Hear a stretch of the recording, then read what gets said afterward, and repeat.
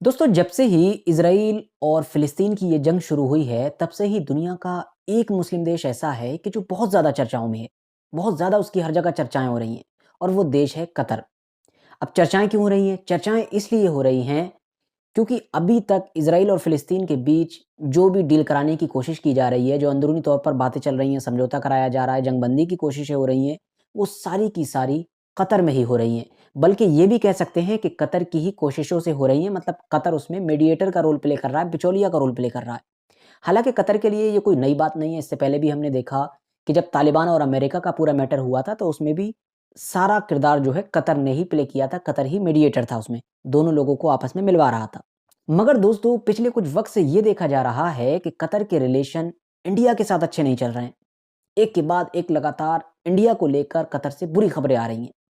कुछ दिन पहले ही आपने देखा होगा, बहुत ज़्यादा चर्चा हुई खबर की कि कतर की तरफ से 9 ऐसे रिटायर्ड आर्मी के लोग थे, जो पहले कभी बड़े-बड़े पदों पर रहे थे इंडिया में, नेवी अफ़सर रहे थे। उन्हें बड़े-बड़े अवार्ड मिल चुके थे, इवन एक तो ऐसे थे जिन्हें राष्ट्रपति के हाथ से अवार्ड मिल चुका था। वो सारे लोग रिटायरमेंट के बाद वहाँ जाकर किसी प्राइवेट कंपनी में जॉब कर रहे थे, वहाँ की नेवी को ट्रेनिंग दे रहे थे उस कंपनी के थ्रू। तो उन सबको पकड़ा गया और न सिर्फ़ पकड़ा गया बल्कि कुछ लंबी इन्वेस्टिगेशन के बाद उनको फांसी की सज़ा सुना दी गई। ये यकीनी तौर पर एक झटके वाली खबर थी, एक बहुत बड़ी खबर थी इंडिया के लिए, पूरी दुनिया में इसकी चर्चाएँ हुईं। हालाँकि ये माना जा रहा है कि इंडिया की तरफ से बहुत ज़्यादा कोशिशें की गई उनको बचाने की और अब जब फांसी की सज़ा हो गई है, उसके बाद भी इंडियन गवर्नमेंट लगातार कनेक्शन में है, कोशिशें कर रही है और ये कहा जा रहा है लोगों से कि उम्मीद है कि हम बहुत जल्द ही इस पूरे मैटर को सॉर्ट आउट कर लेंगे और उनकी फांसी को बचा लेंगे, फांसी होने से पहले उन्हें। दूसरी तरफ से कतर की तरफ से इस पूरे मैटर को लेकर इल्ज़ाम लगाया गया था कि ये लोग इज़राइल के लिए जासूसी कर रहे थे कतर में। कतर के खिलाफ इज़राइल के लिए जासूसी कर रहे थे, उसे हमारे राज़ बता रहे थे। मैटर जो भी हो, अब एक और खबर निकल कर आई है बिल्कुल इसी तरह की, झटका देने वाली। हुआ ये है कि इंडिया में एक फ़िल्म रिलीज़ हुई है कुछ टाइम पहले ही अभी, दिवाली के त्योहार पर। फ़िल्म है सलमान खान की, जो टाइगर सीरीज़ है, एक था टाइगर ज़िंदा है टाइगर वगैरह, उसका जो 3rd पार्ट आया है और वो बहुत अच्छा कलेक्शन कर रहा है वर्ल्ड वाइड भी और इंडिया में भी। मतलब ऐसा माना जा रहा है कि ऑलरेडी ये सुपरहिट हो चुकी है फ़िल्म। इस फ़िल्म के बारे में ये कहा जा रहा है कि कतर ने इसको बैन कर दिया है।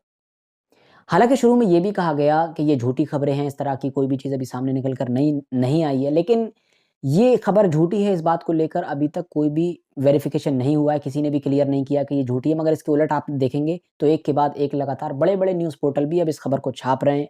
बड़े-बड़े पेजेज़ ने सोशल मीडिया पर इस खबर को इस बारे में अपडेट दिया है कि हाँ, बैन कर दी गई है।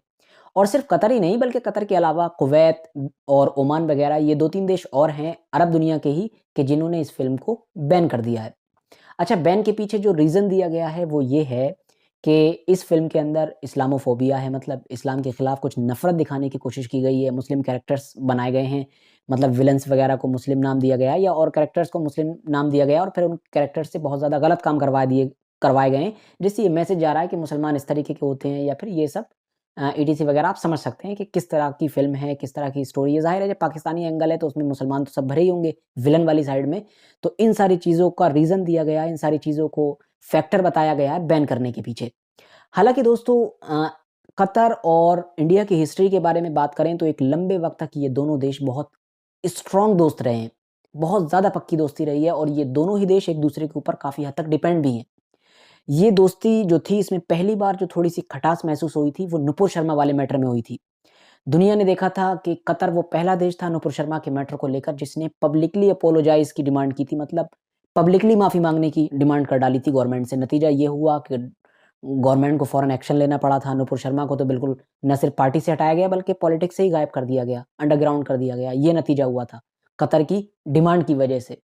इसके अलावा फिर ये नेवी वाला मैटर हुआ है। हालाँकि मैंने ये देखा है कि कुछ लोग जब से ये सारा मैटर होना शुरू हुआ है कतर और इंडिया का, तब से बहुत सारे लोग ये कहते हैं कि मतलब एक तरफ़ा इसे देखने की कोशिश करते हैं। कुछ कहते हैं कि भई कतर ये सब कर रहा है, इससे कतर का नुकसान है, इंडिया का कुछ नहीं बिगड़ेगा। दूसरी तरफ कुछ लोग होते हैं वो कहते हैं भई कतर जो है इंडिया को दबा रहा है, कतर तो बहुत पावरफुल है और इंडिया का ही नुकसान है, कतर का क्या हो जाएगा, उसके पास बहुत माल-दौलत है, तेल है, ये है, फलाना-ढिमकाना। तो दोस्तों, एक बात समझ लीजिए कि ये जो रिश्ते ख़राब हो रहे हैं इसमें दोनों का नुकसान है। दोनों के दोनों देश एक-दूसरे के ऊपर काफ़ी हद तक डिपेंड हैं। जहाँ एक तरफ कतर का एक बड़ा वर्कफ़ोर्स इंडिया से है, तो वहीं दूसरी तरफ इंडिया भी जो गैस इम्पोर्ट करता है, वो बड़ी मात्रा में कतर से ही आती है। भई कतर भले ही आज अमीर हो, बहुत ज़्यादा डेवलप हो गया हो, लेकिन उसकी आबादी बहुत कम है।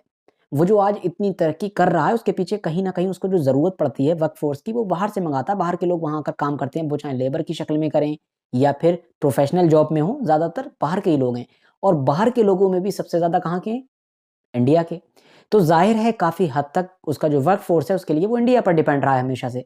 दूसरी तरफ इंडिया भी जो गैसेज़ वग़ैरह मँगाता है और भी कुछ चीज़ें इस तरह की, उसमें से एक बड़ी मात्रा में कतर से ही आता है। तो अगर ये जो कंडीशन है रिलेशनशिप को लेकर, अगर ये बैड टुवर्ड्स जाती है तो यकीनी तौर पर दोनों ही देशों का काफ़ी नुकसान होगा। बाकी तो फ्यूचर में देखा जाएगा कि रिलेशन को लेकर या फिर वो जो फांसी की सज़ा वाला मैटर चल रहा है उसको लेकर क्या होता है। अगर कुछ भी होगा तो मैं आप लोगों को ज़रूर अपडेट करूँगा। फिलहाल आज के लिए बस इतना ही। वीडियो अगर आप लोगों को इन्फॉर्मेटिव लगी हो तो वीडियो को लाइक करने के साथ-साथ दोस्तों के साथ ज़रूर शेयर करें। और हाँ, मेरे इस नए चैनल को ज़रूर सब्सक्राइब कर लें ताकि आने वाली नई वीडियोज़ की नोटिफ़िकेशन और अपडेट आपको मिलती रहे।